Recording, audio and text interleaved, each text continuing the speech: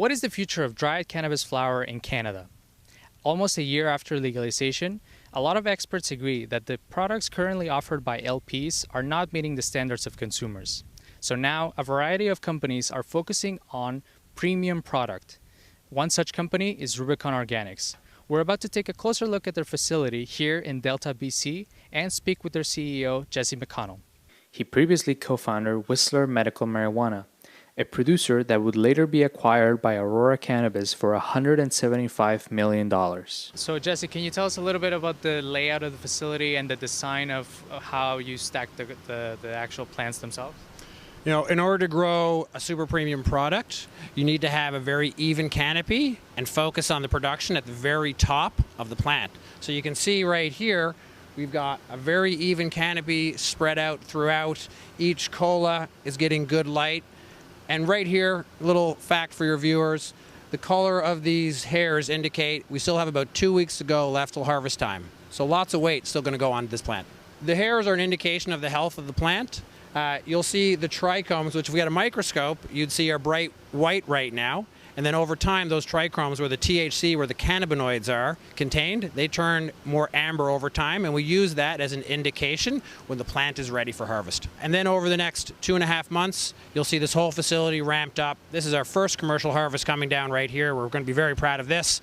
And we're looking forward to replicating this 5 times throughout the facility. INN was allowed to take a look at this facility at a critical time. The facility promises to produce 11,000 kilograms of product per year. Rubicon is calling this product a super premium organic cannabis product. When we visited, the batch was close to being finished. Once the team collects the results, they will await to hear from Health Canada if the product is good for selling, and if so, they will obtain a sales license. So Jesse, one of the things that you guys are pushing out there is the need for premium product. Can you talk about how difficult it is to put a facility like this one together and to build that scale that you're building right now and all the things that you're needed for the grow right now? Sure. What we see is a very large demand in the premium and super premium categories, akin to what you see in alcohol, where approximately 25 to 30% of the sales by volume is in the super premium category. We recognize that need in cannabis, and so what we've done here is turned a greenhouse into a pretty much a hybridized indoor facility where you get all the benefits of the sun.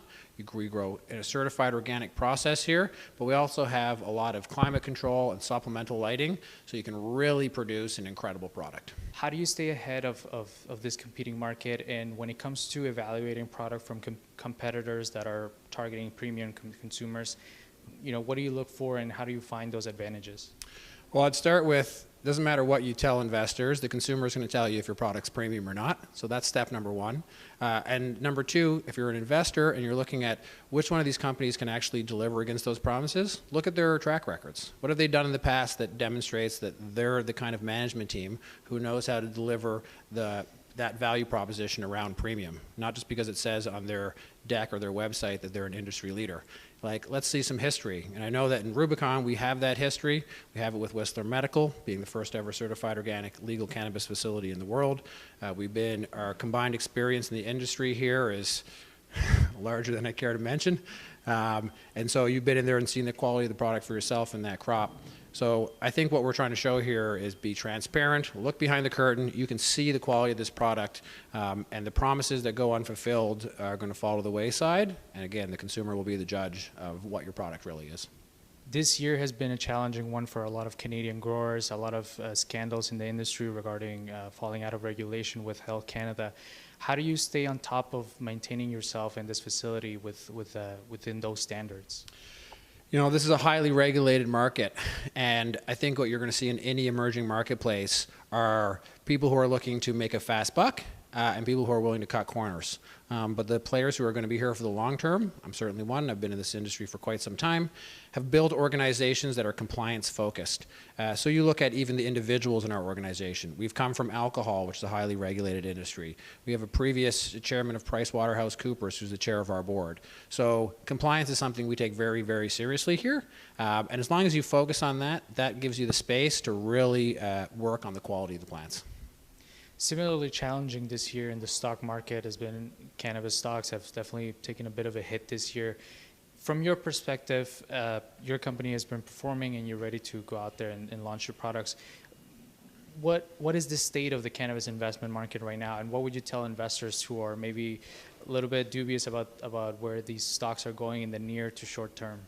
Honestly, I take a contrarian view here, as opposed to a lot of others who just want to say it's all coming back. A bunch of these companies are going to zero. They're not properly capitalized. They don't have the management teams. They don't have the focus on where in the area that they're going to win. So I think the industry is actually in for a rocky ride for the next 6 months as that shakeout happens.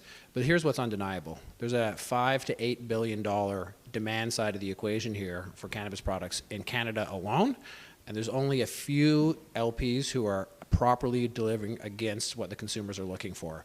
If you're one of those LPs who's able to deliver that, and you can grow the kind of product that you see sitting behind me, you're going to have no trouble posting pretty amazing numbers once those crops come down.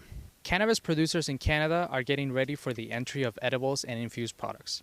These items will offer consumers a deeper experience. However, Rubicon is hoping that its premium product will appeal to consumers who know and want more. For the Investing News Network, I'm Brian McGovern. Don't forget to download our free reports, subscribe to our YouTube channel, and follow us on all our social media. See you next time.